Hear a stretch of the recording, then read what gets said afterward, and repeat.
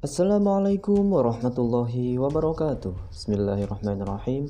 Allahumma sholli ala Muhammad wa ala ali Muhammad. Pemirsa Ubay Channel yang dicintai Allah, tidak hanya terkenal dengan kelembutannya, tapi beliau adalah seorang panglima perang yang sangat piawai dalam menghunuskan pedang.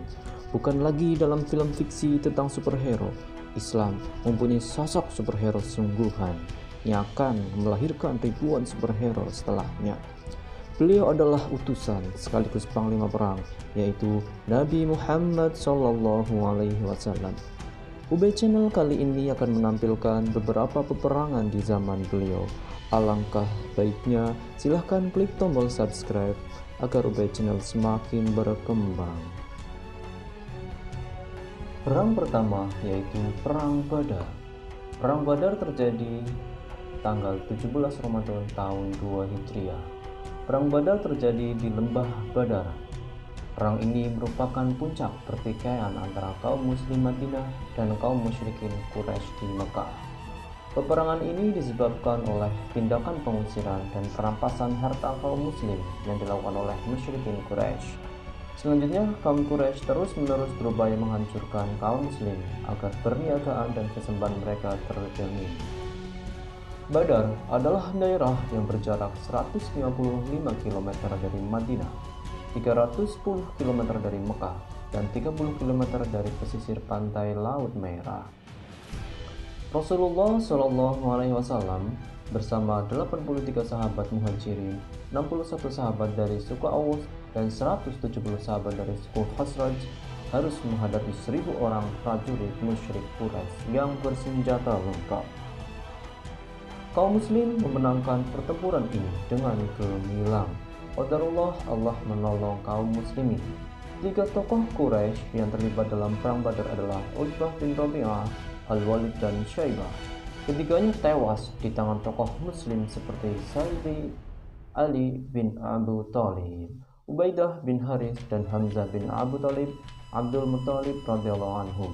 Adapun di pihak muslim, Ubaidah bin Haris meninggal karena terluka.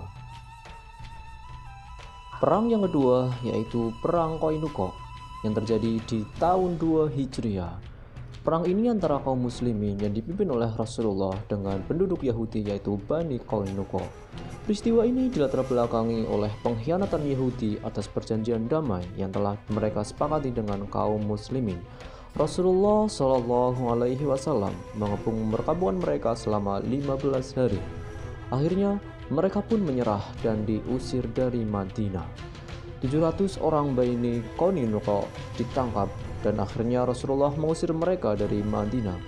Harta Bani Qainuqa menjadi rampasan perang. Pengusiran Bani Qainuqa bersama seluruh keluarganya memakan waktu 3 hari dan mereka menuju tempat terjauh dari Madinah bernama Wadil Qura, sebuah tempat di negeri Syam. Pertempuran yang ketiga yaitu Perang Bani Sulaim. Perang Bani Sulaim terjadi di tahun 2 Hijriah. Sepekan setelah tiba di Madinah dari kemenangan Perang Badar, Rasulullah langsung berangkat menuju wilayah Bani Sulaim. Bani Sulaim merupakan salah satu suku dari kabilah Qatafan. Perang melawan Bani Sulaim karena rencana mereka akan menyerang Madinah bocor di kalangan umat muslim. Rasulullah bersama pasukan muslimin berencana menghadang mereka terlebih dahulu. Serangan tanpa peperangan ini karena Bani Sulaim mengetahui kedatangan kaum muslimin. Mereka pun berusaha kabur dan lari dari pasukan muslimin, meninggalkan 500 ekor unta ternak-ternak mereka. Rasulullah pun mengambil ternak-ternak mereka sebagai rampasan perang. Perang yang keempat yaitu Perang Dhu Amr atau Di Amr atau Perang melawan Ghatafan. Peperangan ini terjadi pada Rabiul Awal tahun 3 Hijriah. Nabi SAW memimpin 450 orang sahabatnya menghadapi orang-orang Ghatafan dari Bani Sa'labah bin Muharib yang hendak menyerang Madinah. Disebut Perang Dhu Amr atau Perang Ghatafan karena terdapat tempat Dhu Amr di mana musuh berkumpul sebelum akan menyerang Madinah. Ketika kabilah Ghatafan mendengar kedatangan Rasulullah, mereka lantas melarikan diri ke puncak-puncak gunung. Namun, kaum muslimin menangkap seorang suku Ghatafan, yaitu Jabbar As-Sa'labi. Ketika dia ditangkap, akhirnya dia masuk Islam. Dalam peperangan ini, seorang yang menghasut melawan suku Ghatafan melawan Rasulullah, yaitu Du'thur, juga akhirnya masuk Islam. Di kemudian hari, dia berdakwah kepada kaumnya dan banyak orang dari kaumnya yang masuk Islam. Peperangan selanjutnya yang dipimpin oleh Rasulullah yaitu Perang Uhud. Perang Uhud terjadi setahun setelah Perang Badar. Dikatakan Perang Uhud karena terjadi di lembah yang terletak di depan Gunung Uhud, sekitar 3 mil di sebelah utara Madinah. Nabi Muhammad SAW bermusyawarah untuk mencari strategi perang yang tepat dalam menghadapi musuhnya, yaitu kaum kafir Quraisy. Mereka akan disongsong di luar Madinah. Akan tetapi, Abdullah bin Ubay membelot dan membawa 300 orang Yahudi kembali ke Madinah. Dengan membawa 700 orang yang tersisa untuk melawan 3.000 pasukan Quraisy dan sekutunya, Nabi SAW melanjutkan perjalanan sampai ke Bukit Uhud. Sebanyak 50 pasukan pemanah di bawah komando Abdullah bin Jubair bin Nu'man ditempatkan di Bukit Rumats atau Ainain dengan perintah untuk tidak meninggalkan posisi mereka apapun alasannya. Tugasnya menghadang pasukan musuh yang datang dari arah manapun dengan panah. Perang pun berkobar dengan dahsyat. Pasukan muslimin sebenarnya sudah memperoleh kemenangan, sehingga sebagian besar pasukan pemanah turun untuk mengumpulkan ghanimah. Meninggalkan Ibnu Jubair yang komandan yang telah mengingatkan pesan Rasulullah SAW untuk tetap bertahan di Bukit Ainain. Yang mematuhi pesan hanya Ibnu Jubair dan kurang dari 9 sahabat. Pasukan berkuda Khalid bin Walid memanfaatkan keadaan ini dan menyerang dari balik bukit. Ibnu Jubair dan sisa pasukannya yang menjaga Bukit Ainain di pantainya. Khalid bin Walid kemudian menyerang pasukan muslimin dari arah belakang mereka, sehingga pasukan muslimin menjadi terjepit dan porak-poranda yang menyebabkan Rasulullah SAW terluka karena serangan musuh dan 70 orang sahabat gugur sebagai syuhada. Pasukan Quraisy kemudian mengakhiri pertempuran setelah mengira Nabi SAW terbunuh. Dan perang ini Hamzah paman Rasulullah, Hamzah bin Abdul Muthalib syahid terbunuh. Perang yang keenam yaitu Perang Hamrul Asad. Keesokan hari setelah pulang dari Perang Uhud, Nabi Muhammad SAW setelah sholat subuh dan ketika para prajurit tengah merawat prajurit-prajurit lain yang terluka, Nabi menyuruhkan lewat Bilal. Nabi memerintahkan supaya mengejar musuh dan tidak ada yang akan menyertai kami selain dari yang hadir di Uhud.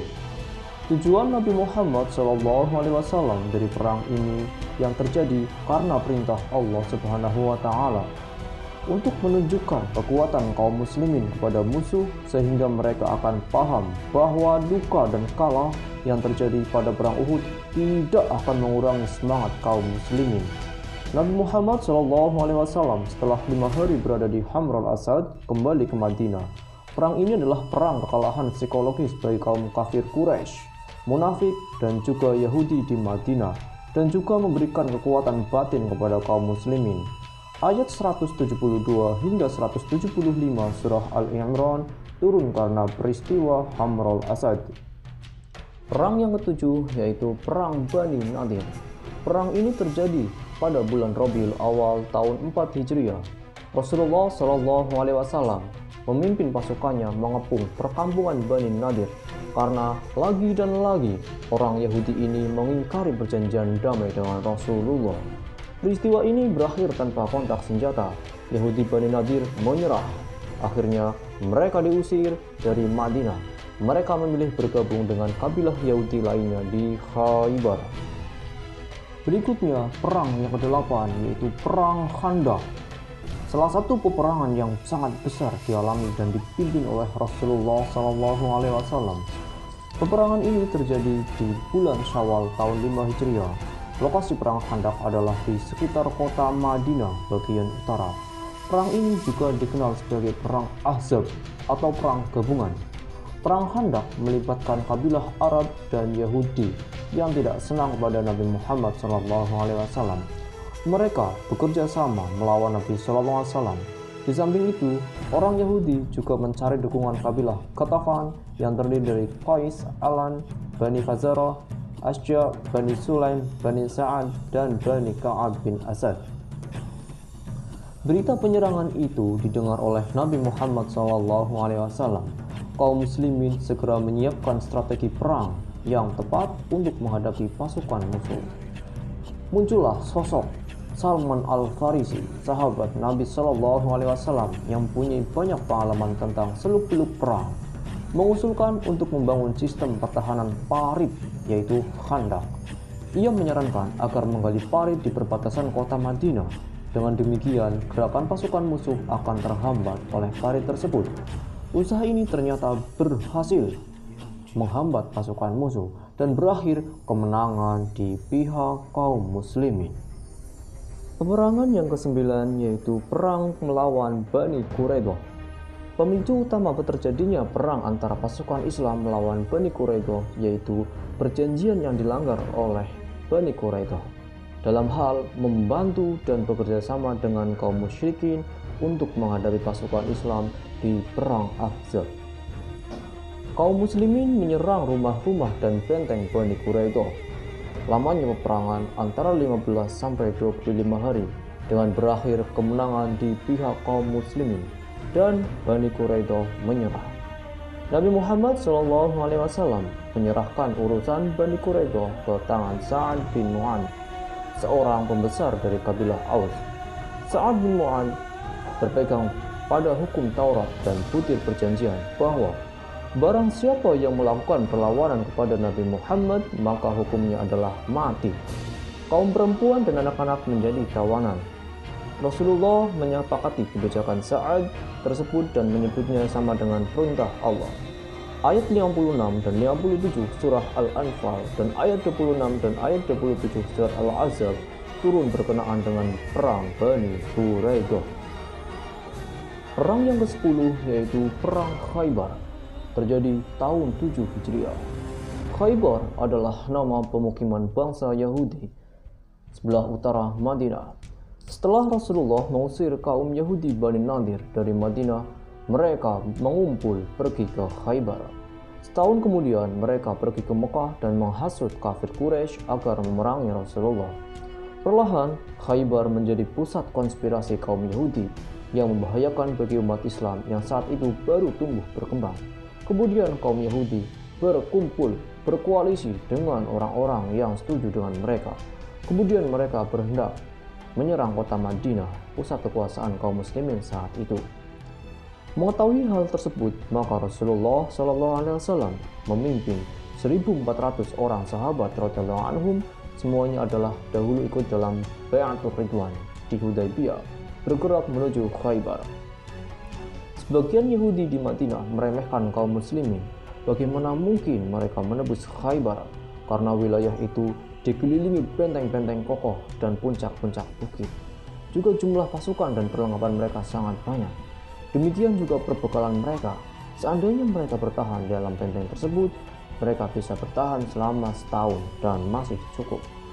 Ketika Ghatafan mendengar keberangkatan Nabi SAW, segera pula mereka mempersiapkan diri untuk membantu Khaybar.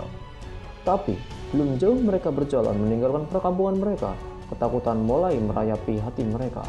Jangan-jangan Rasulullah SAW bersama pasukannya akan menyerang harta dan keluarga mereka. Akhirnya mereka mengurungkan niat membantu Khaybar dan membiarkan Yahudi Khaybar sendiri menghadapi Rasulullah SAW. Pasukan Yahudi berjumlah sekitar 7.000 orang dengan rincian lebih 3.000 orang penduduk Khaybar, 1.400 orang Yahudi Qainuqa, Yahudi Bani Nadir, dan yang lainnya. Walaupun pasukan Yahudi jumlahnya 4 kali lipat lebih banyak dari pasukan muslimin, mereka berada di dalam benteng yang kokoh, peralatan mereka yang lengkap, akan tetapi dengan izin Allah, pasukan kaum muslimin yang dipimpin Rasulullah meraih kemenangan.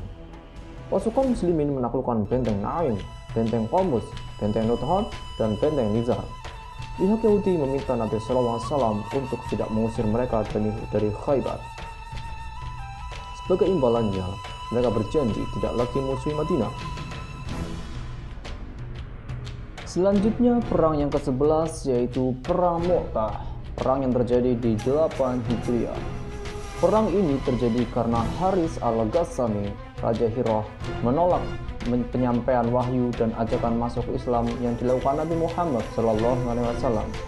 Penolakan ini disampaikan dengan cara membunuh utusan Nabi SAW. Pertempuran paling heroik dan paling dahsyat. Pasukan Romawi dengan kasarnya Heraklius yang membawa pasukan sebanyak 200.000 pasukan super besar tersebut merupakan pasukan aliansi antara kaum Nasoro Romawi dan Nasoro Arab sekitar dataran Syam, jajahan Romawi. Perang terjadi di daerah Mu'tah, sekitar Yordania, pada tanggal 5 Jumadil Awal tahun 8 Hijriah. Kelak, pertempuran ini adalah awal dari pertempuran Arab versus Bizantium. Rasulullah SAW bersabda, bendera perang diambil oleh Zaid, lantas ia gugur. Kemudian Ja'far mengambil alih benderanya. Ia pun gugur, lantas diambil alih oleh Abdullah bin Rawaha, dan ia pun gugur, seraya kedua mata beliau berlinang. Lantas bendera diambil oleh si pedang Allah, Khalid bin Walid, hingga Allah membuka kemenangan bagi mereka. Pihak pasukan muslimin mendapat kesulitan menghadapi pasukan Al-Ghassani yang dibantu pasukan Kekaisaran Romawi. Beberapa sahabat gugur dalam pertempuran tersebut, antara lain Zaid bin Harisah, Ja'far bin Abu Thalib, dan Abdullah bin Rawaha sebagai komandan pasukan sesuai arahan Rasulullah. Kemudian diambil alih oleh Khalid bin Walid. Khalid bin Walid radhiyallahu anhu sangat sadar tidaklah mungkin menandingi pasukan sebesar pasukan Romawi tanpa siasat yang jitu. Ia lalu mengatur strategi, ditebarkannya rasa takut ke diri musuh dengan selalu merubah formasi pasukan setiap hari. Pasukan di barisan depan ditukar di belakang, dan yang di belakang berada di depan. Pasukan sayap kanan berganti posisi ke kiri, begitu sebaliknya. Tujuannya adalah agar pasukan Romawi mengira pasukan Muslim mendapat bantuan tambahan baru. Khalid bin Walid memerintahkan kepada beberapa kelompok prajurit kaum muslimin pada pagi harinya agar berjalan dari arah kejauhan menuju medan perang dengan menarik pelepah pohon, sehingga dari kejauhan terlihat seperti pasukan bantuan yang datang dengan membuat debu-debu berterbangan. Pasukan musuh menyaksikan peristiwa tersebut mengira bahwa pasukan muslim benar-benar mendapat bala bantuannya. Mereka pikir bahwa kemarin dengan 3.000 pasukan merasa kewalahan, apalagi jika datang pasukan bantuan. Karena itu pasukan musuh merasa takut dan akhirnya mengundurkan diri dari medan pertempuran. Pasukan Islam lalu kembali ke Madinah. Mereka tidak mengejar pasukan Romawi yang lari, karena dengan mundurnya pasukan Romawi berarti Islam sudah menang. Kemampuan Khalid bin Walid menarik pasukan muslimin dari kepungan musuh membuat kaku masyarakat wilayah tersebut, sehingga banyak kabilah-kabilah yang masuk ke Islam. Ibnu Katsir menyebutkan bahwa dalam pertempuran ini kemenangan berada di tangan muslim. Keberanian pasukan yang hanya berjumlah 3.000 dengan gagah berani menghadapi dan dapat mengimbangi pasukan yang sangat besar dan bersenjata lebih canggih dan lengkap cukup menjadi bukti. Bahkan, jika menghitung jumlah korban dalam perang itu, siapapun akan langsung mengatakan bahwa umat Islam menang. Mengingat korban dari pihak muslim hanya 12 orang, menurut riwayat Ibnu Ishaq, 8 orang dalam kitab As-Sirah As-Sahihah. Sedangkan korban pasukan Romawi tercatat sekitar 20.000. Selanjutnya, yang nomor 12 yaitu penaklukan kota Mekah atau Fathul Mekah. Yaitu ada anggapan dari kaum Quraisy bahwa kekuatan kaum muslimin telah hancur akibat kalah perang di Mu'tah. Kaum Quraisy beranggapan perjanjian Hudaybiyah tidak penting lagi, maka mereka mengingkarinya dan menyerang Bani Khuza'ah yang berada di bawah perlindungan kaum muslimin. Nabi Muhammad SAW segera memerintahkan pasukan muslimin untuk menghukum kaum Quraisy. Pasukan muslimin tidak mendapat perlawanan yang berarti kecuali dari kaum Quraisy yang dipimpin Ikrimah dan Safwan. Berhala di kota Mekah dihancurkan dan akhirnya banyak kaum Quraisy masuk Islam. Selanjutnya nomor 13 yaitu Perang Hunain di tahun 8 Hijriah. Berlangsung antara kaum muslimin melawan kaum Quraisy yang terdiri dari Bani Hawazin, Bani Saqif, Bani Nasr, dan Bani Jusham. Perang ini terjadi di lembah Hunain, sekitar 70 km dari Mekah. Perang Hunain merupakan balas dendam kaum Quraisy karena peristiwa Fathul Mekah. Pada awalnya, pasukan musuh berhasil mengacau balaukan pasukan Islam sehingga banyak pasukan Islam yang gugur. Nabi Shallallahu Alaihi Wasallam kemudian menyemangat pasukannya dan memimpin langsung peperangan. Pasukan Muslim akhirnya dapat memenangkan pertempuran tersebut. Selanjutnya, Perang Taif. Pasukan Muslim mengejar sisa pasukan Quraisy yang melarikan diri dari Hunain sampai di kota Taif. Pasukan Quraisy bersembunyi dalam benteng kota yang kokoh sehingga pasukan Muslim tidak dapat menembus benteng.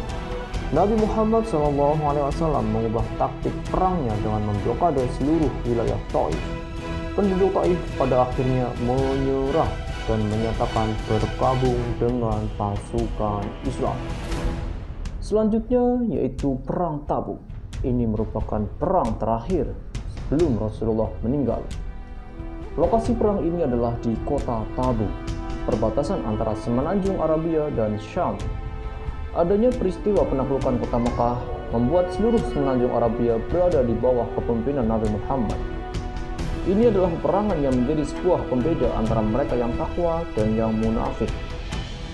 Perang ini dilakukan oleh Rasulullah SAW pada masa sulit bagi kaum muslimin saat itu, di mana cuaca yang sangat panas sekali, musim kemarau, dan pada saat itu pula buah-buahan mulai ranum sehingga menyebabkan orang-orang lebih suka pada tempat-tempat mereka berteduh daripada ikut berperang bersama Rasulullah. Rasulullah SAW menjelaskan kepada kaum muslimin agar kaum muslimin bersiap-siap karena peperangan yang akan dilakukan itu akan menempuh perjalanan panjang juga dalam masa-masa yang sulit.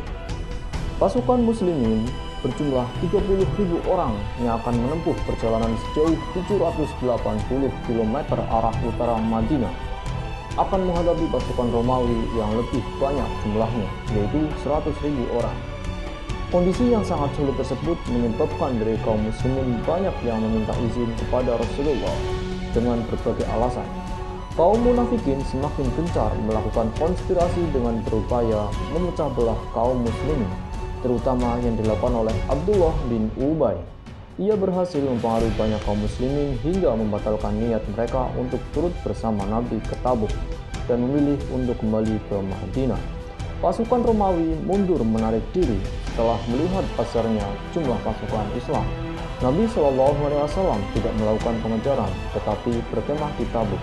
Di sini, Nabi SAW membuat perjanjian dengan penduduk setempat sehingga daerah perbatasan tersebut dapat dirangkul.